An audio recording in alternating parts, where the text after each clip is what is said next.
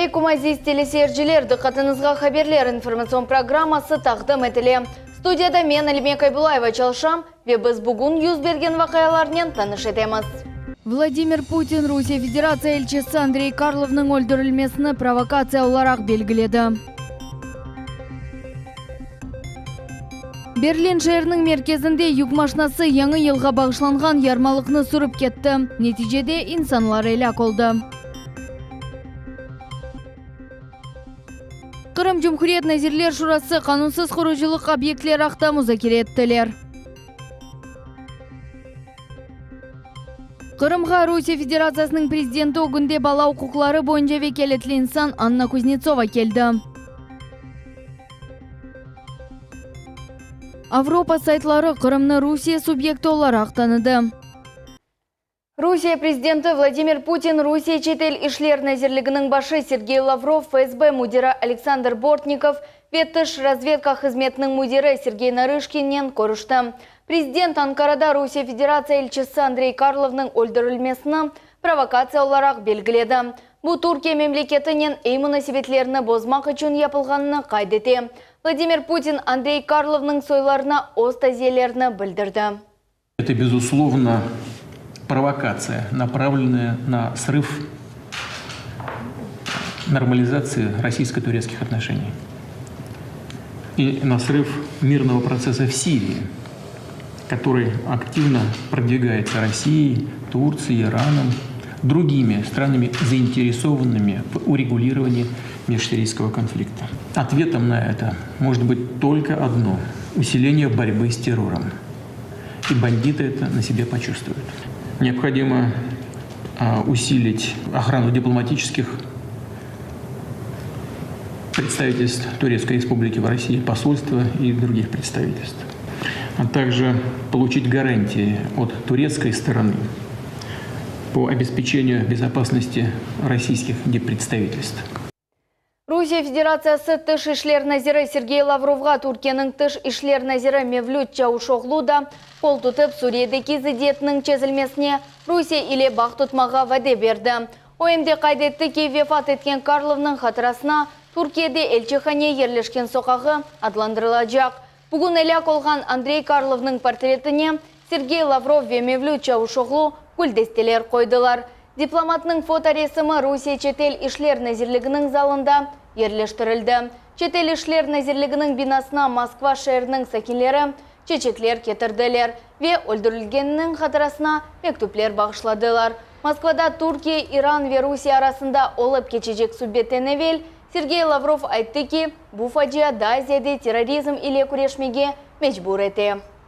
Как и договорились вчера наши президенты, эта трагедия заставляет всех нас еще решительнее бороться с терроризмом и делает нашу сегодняшнюю встречу еще более актуальной. Я очень рассчитываю, что и наши с вами переговоры, и предстоящая трехсторонняя встреча с участием нашего иранского коллеги позволят достичь договоренности, которые будут конкретными делами продвигать процесс сирийского урегулирования, создавать условия для более эффективной доставки гуманитарной помощи, начала политических переговоров, но при этом не допускать каких-либо поблажек к террористам.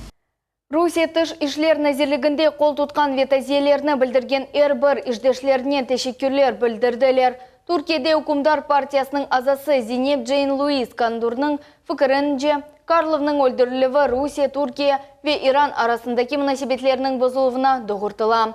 Русия президентінің матбуат катибы Дмитрий Песков хабар етті ки, Москвадан Анкараға yol алған тақиқат оператив группа теркібіне 18 инсан кірді. Олардың арасында мақсус бөліклерінің тақиқат комитеті ве тыш ишлер назирлігінің векілерідір. Берлин шәрінің мерkezінде юк машинасы яңы елға бағышланған ярмалықны сұрып кеткен сон, 12 инсан әлек олды. Ве 48 хастаханелерге еткізілділер. Айдавже бұл вақия юз берген ерден қачты. Ама Берлин шәрінің полис хадимлері берген мәліматларға көре, о яқаланды. Пешімдікі вақытқа сорғудан кече. Юк машинасында болынған екінші инсан әлек олды. Акимиет векілері қайдетелер ки, юз берген вақияны теракт деп саймақ мүмкін. Ишны Берлин полициясы өз незаретінде тұта. Бүгін Қырым Жұмхурет Назирлер Шурасының невбетеки топлашуы олып кечті. Топлашуның кетішатында қанунсыз құручылық объектлер yok етілуі, венақлие тақлиесі бойынша иш тешкіл етілуі ақында суаллер музакире етілді. Тәфсилаттыжа Султания Истакаева тариф етежек. Назирлер Шура топлашуында Сергей Аксенов хабер етті ки Жұмхурет территориясында қанунсыз құрылған объектлер yok етілежек. Қайды теке Айпетри платосындай өз башымча құрылған объектлерінің yok етілуіне айрылған паралар тапылажақ. Енді бұл территорияны абадалаштырмақ үшін пара айырмаға азыр олған меценатлар бар. На плато Айпетри никаких строек после этого не будет. Ни по каким направлениям, без исключения. Все снесем. Өз невбетінде Қырым Жұмхурет құруджилық ве меморжилық назиры Сергей Кононов қайдетті ки Айпетри платосында инвентаризация кечірілгенде 100-ден зиеде қанунсыз объектлер анықланды. Амма Яков бойынша ишлеріні ярамай ава себебінден башламақ мүмкіндігіл. В Ялте при инвентаризации плато Айпетри. Инвентаризация кечіргенде 100-ден зиеде қанунсыз объектлер тапылды. Демонтажның парасы 120 миллион рублей олды. График тезілмеді, чүнки ава аряретінен бағлы. Ава яқшы олса, біз объектлерді иш башлажақ. Топлашуның кетішатында Мескен коммуналь ходжалық назирлігінің башы Сергей Карпов вады етті ки Қырым Жұмхуреттеки чок квартиралы evлер дамлардың капиталь тамирішлері декабрь айының 26-сында екінлейджек. На сегодняшний день у нас 90... Бүгінгі күнде 91 дамының іші алып барылмақ. Бұтынлы іштің юкілмесі 80-90%дыр. Капиталь тамыр ішлері программа бойынша Қырым evлерінде 2,5 bin дане лифтлер денешіджек. Назирдің мәлуматына көре, бүгінгі күнде чок квартиралы evлердің капиталь тамир ішлері Жанкойде, Орқапудасы, Ақшерінде, Қарасов базар, Жанкой, Ақшех, Веджурчи районларында бүтінлі екінленді. Султания Истакаева, Эдем Исмаилов, Миллет үшін. Русия Федерациясының президенті огынде бала оқуқлары бойынша векелетлі инсан Анна Кузнецова ilk сефер Қырымға ишзереті иле келді. Бұл вазифеге тайынленген сон Қырым Русия субъектлерінден бірінші зерет етілген ер олды. Ишзереті черчевесінде Анна Кузнецова Қырым Жұмхуретінің башы Сергей Аксенов иле көрішті. Сергей Аксенов ярымадада балалардың қорчалавы бойынша ишлер насыл кечірілген ақта сөз үрсетті. В Крыму на 1 декабря 2016 года у нас зарегистрировано 4395 детей. Это детей-сирот, детей, оставшихся без попечительства, без родителей. У нас проблем хватает, то есть на этом фронте. При этом аппарат уполномоченного представителя президента по правам ребенка работает в полном объеме. Штаты сформированы. Задачи сложные. Конечно, надо обеспечить сегодня выполнение всех программ, прежде всего поручений президента в этом направлении. Ознев бетінде Анна Кузнецова балалар қоранталарда инкишаф етілівлері үшін шарайтлер яратылвының мұйымлігіні қайдетті. Важно поддерживать и создать условия для развития детей в семьях. Самое главное, поддерживая семью, мы поддерживаем, тем самым делаем так, чтобы ребенок не попал в детский дом, чтобы он не попал в трудную жизненную ситуацию, чтобы он не связался с теми интернет-угрозами, которые есть. И поэтому совместными усилиями, я уверен, я нацелен на совместный поиск решений. Я думаю, что посещая сиротские учреждения Крыма, Севастополя, Симферополя, участвуя в наших межведомственных площадках, которые намечены за это время, мы придем к совместным решениям и, возможно, опыт Республики Крым, опыт тех решений, которые мы обозначим за это время, будет примером для ряда регионов. Сайланылған президент Дональд Трамп сайлавның екінші этап кетішатында кереклі сайлавчыларының 270 рейіні әлде етті. Америка Қошма Штатларда сайлавлар екі басамақта кечелер.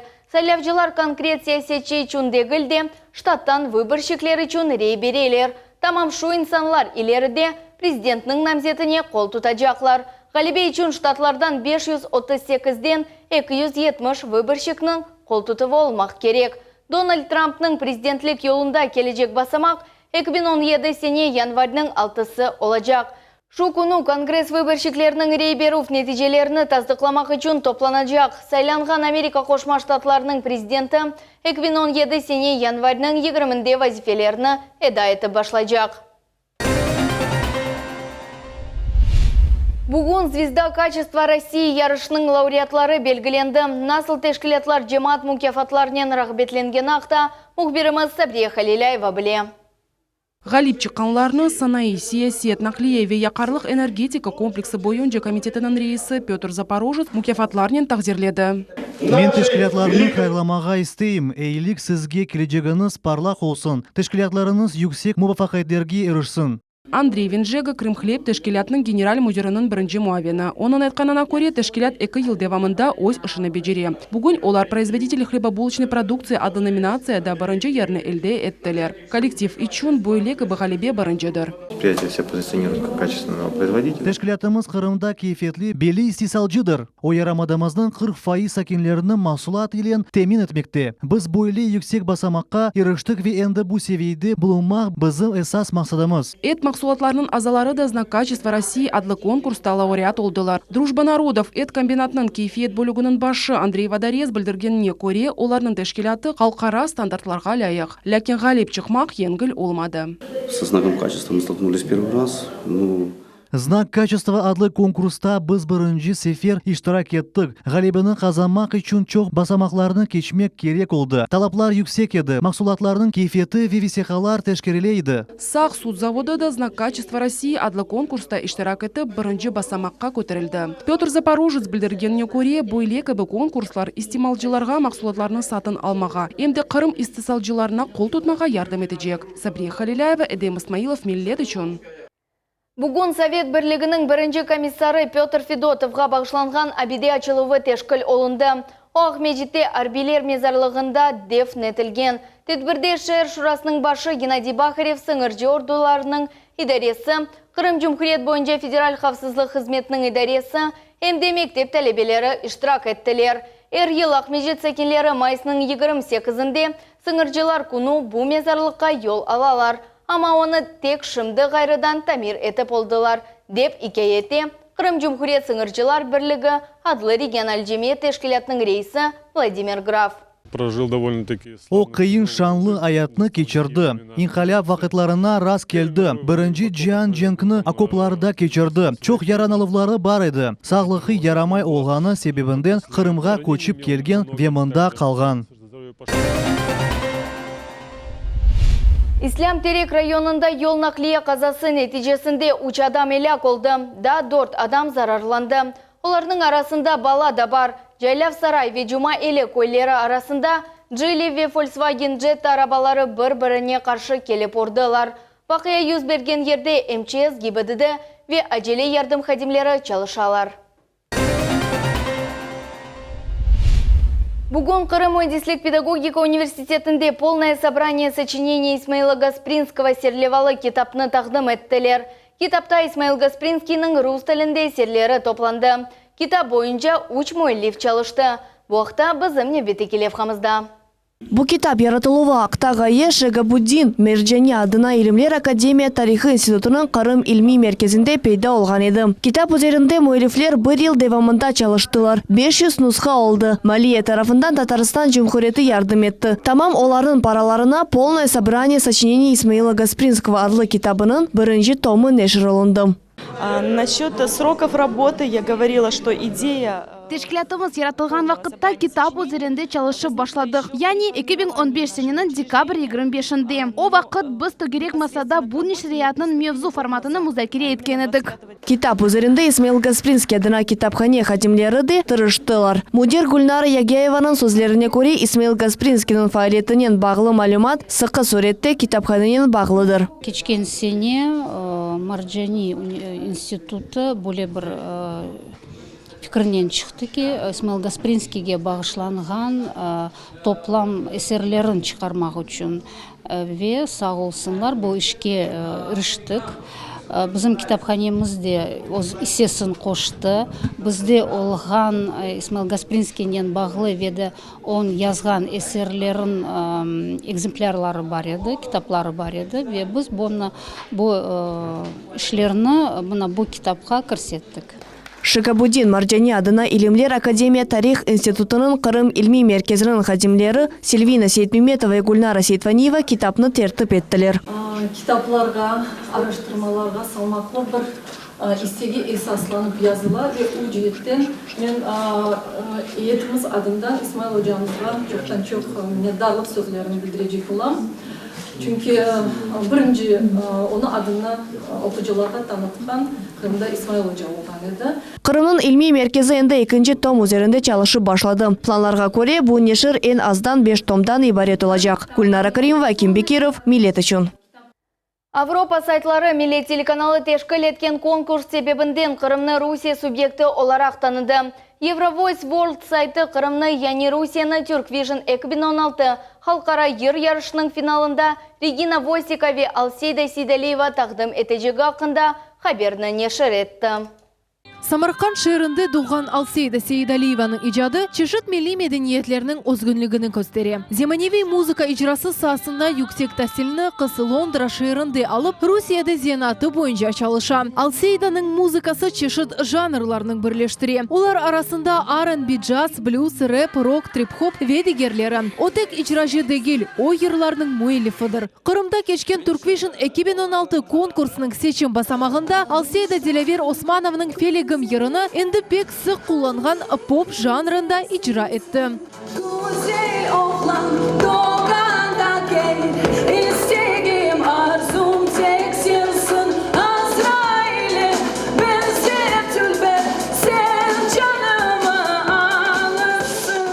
Халқара kütlevi malumat vasıtaları Kırım'daki finalda yarım adamızını federal seviyenin yırcısı takdim edeceğini bilip intervyu almağa aşıktılar. Memleketini belgilegen satırda idareciler Kırım'ını Rusya'nın kısmı olarak gösterdiler. Yani Kırım Rusya'nın erkanına kirgenini tanıdılar. Turkvision 2016 halkara konkursunun seçim basamağında galip çıkan Alseyda Сейдалиева faal surette Türkiye'nin Antalya şehrinde olup geçecek finalga hazırlık görüyor.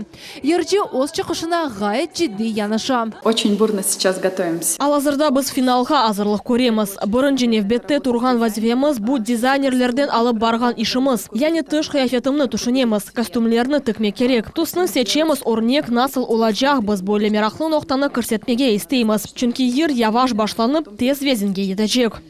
Hatırlatamız geçken sene Kırım'da Aliye Bekirova galip çıktı. Ama Rusya ve Türkiye memleketleri arasında ziddiyet vaziyeti olğanı sebebinden kız finalda iştirak etip olamadı. Bu sene ise Aliye'nin yaşı konkursun kaydelerinin gelişmedi. 2017 senenin Mart ayında Kırımlı Grand Prix sahibi bizim yarım adamızını Turkvision 2016 halkara yer yarışının finalında takdim edecek. Millet telekanalı da mezkür konkursunu canlı yayında gösterecek. Ama bundan evvel yanı 2017 senesi arifesinde Kırım'da büyük konsert olup geçecek ve Alseyda bu bayramga davet etildi.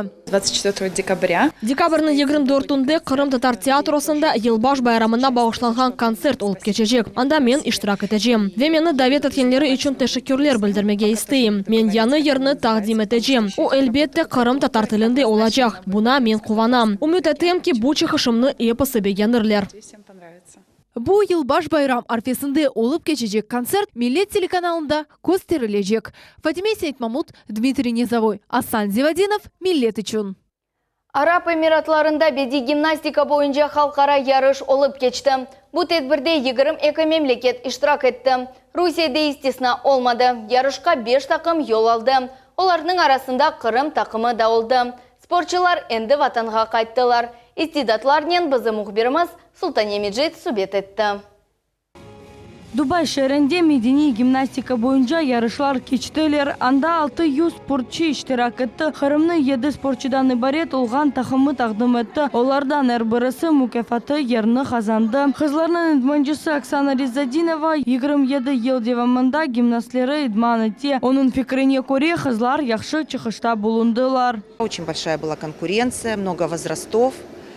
И наша команда очень достойно выступила. Фактически каждая девочка привезла медали. 6 золотых медалей привезли, 3 серебряных медали привезли. Вот, в общем, конечно, просто в восторге. И от соревнований, и от того, как наши дети себя показали. И я думаю, что это очень большой стимул будет для дальнейшего роста. Sportçular bir hafta devamında Saudi Arabistan'da bulundular. Onların aytkanına göre yanı yerge alışmak için bir gün yetti.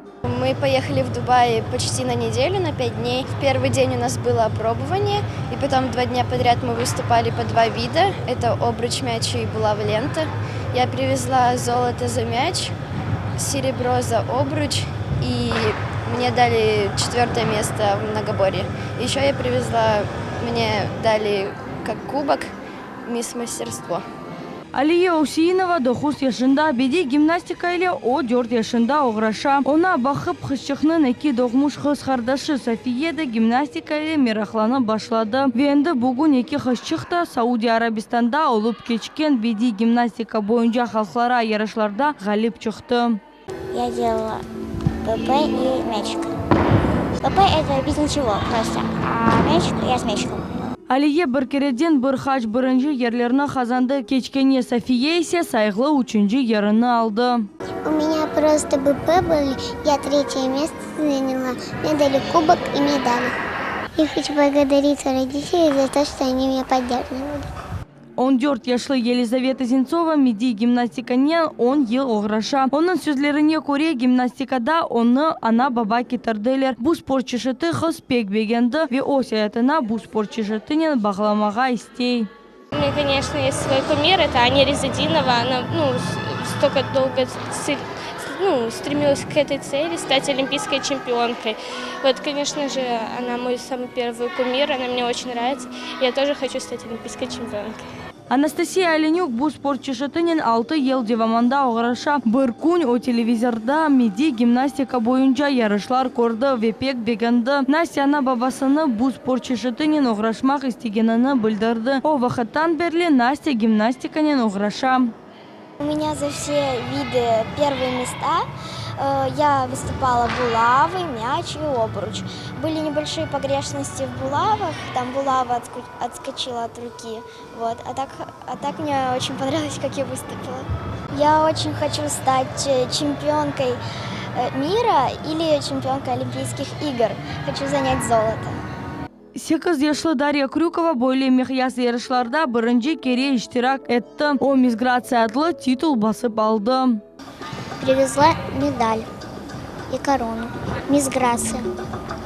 Oksana Rizadinova'nın sözlerine göre 23-24 dekabrın günlerde Dekabristov sokağında Kırım Sport binada Первенство из Дюшор adlı yarışlar geçecek. Anda 100 sporcular iştirak edecekler. Her bir avcı küçük gimnastikanen uğraşan kızlarga kol tutmağı davet etili. Sultaniyemici Dmitri Nizovoy millet için. Яңы ел арфесінде Қырым пайтақтында 23 метрлік нарат чешіт түрлі ренклер иле парылдады. Нарат жерінің меркези мейданында тікленді.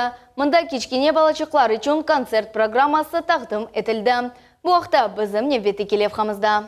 Ахмеджетте баш шер нарат тереги açıldı. Весакенлер Вологодь шерінден кетірілген яңы ел қаралчесіні қаршыладылар. Бұл мерасимні эмкенжелер, әмді бүйеклер сабырсызлықнен бекледілер. Балалар тәбәссүм иле ширлеріні айтып, позитив дұғыларынен пайлаштылар. Мне нравится Новый год. Мен пек байрамны бегенем. Мне больше всего понравилось. Бүгінгі түркілерні ве чықышларны бұйық мерахнен бақтым. Я богат, я козлы не считаю, а все не скудеет добро. Я царство мое убираю, в алмазы, жемчуг, серебро. Наратның тантаналы ачылуына Ахмеджет мемориетінің башы Геннадий Бахарев тәшриф бұйырды. О Ахмеджет сәкенлеріні ве мұсафирлеріні келетқан яны ел байрамынен қайырлады. Ве ярдымға мұқтач құранталарына сертификатлар иле тақдирледі. Bundan gayrı Геннадий Бахарев тариф etті ки кетірілген наратның фияты тахминен 8 миллионға якынdır. Части елки, вы знаете, для нас она новая, вы видите. Наратны рекорд мудеті 6 күн девамында жидылар. Авада кедер еті терекні Қырымға кетірмекті қолайлы олмады. Бұ яны терек ве оның фиятны келешіклі. Өз тарафындан наратны ясаған шirketінің векілі Сергей Елизаров хабер етті ки бұл лекібі нарат тек Ахмеджетте ве Санкт-Петербургта донатылды. Ләкин Шимали пайтақта дайыма ешіл терекнің yüksекliği 18 метрні тәшкел ете. Конструкция ствольного типа. Onun konstruksiyası yine yapraqlı o yüksek seviyeli malzemeden yapılgan. Naratны çeşit boyunca kristallar ve projektalar ile donattılar. Terekni kefsiyede de yarıklana. Bundan da gayrı merkezi meydanda çeşit şekiller yerleştirildi. Bu şadırvan ve arabadaki atlar. Геннадий Бахарев boyle bakşış için Вологодь vilayetinin rehberligine ve sakinlerge minnetdarlık bildirdi. Bu tedbir Rusiya, Kırım ve Ahmedjet arasında olgan birdemliknin timsalini taşıy. Sabri Halilayeva, Dmitri Nizovoy millet için. Böylelikнен yayınımız sonuna yetti. Nevbeteki haberler informasyon programmasını saat 20:30'da Асан Абибулаев ile kaçırmanız. Biz ile olunuz, görüşmek üzere, sağlıknen kalınız.